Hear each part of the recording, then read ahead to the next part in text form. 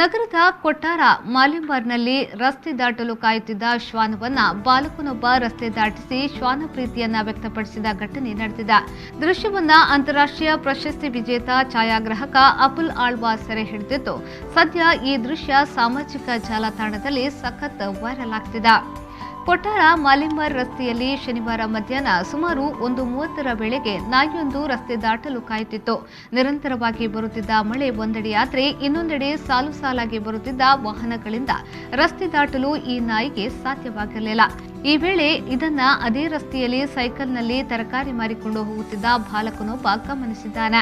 ಕೂಡಲೇ ಸೈಕಲ್ನಲ್ಲಿ ಮರಳಿ ಬಂದು ಸೈಕಲ್ನಿಂದ ಇಳಿದು ನಾಯಿಯ 2 ಕಾಲುಗಳನ್ನ ಹಿಡಿದು ಸೈಕಲ್ ಜೊತೆಗೆ ರಸ್ತೆ ದಾಟಿಸಿ ಬಿಟ್ಟಿದ್ದಾನೆ.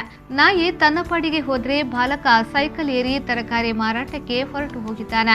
ಈ ಮಾನವೀಯ ದೃಶ್ಯವನ್ನ ಅಂತಾರಾಷ್ಟ್ರೀಯ ಪ್ರಶಸ್ತಿ ವಿಜೇತ ಛಾಯಾಗ್ರಾಹಕ ಅಪುಲ್ ಆಳ್ವಾ ಸೆರೆ ಹಿಡಿದಿದ್ದು, ಬಾಲಕನ ಈ ಮಾದರಿ ಕಾರ್ಯ ಮತ್ತು ಪ್ರಾಣಿ ಪ್ರೀತಿಗೆ ಎಲ್ಲೆಡೆ ಪ್ರಶಂಸೆ ವ್ಯಕ್ತವಾಗಿದ್ದು, ಸಾಮಾಜಿಕ ಜಾಲತಾಣದಲ್ಲಿ ಸಖತ್ ವೈರಲ್ ಆಗ್ತಿದೆ.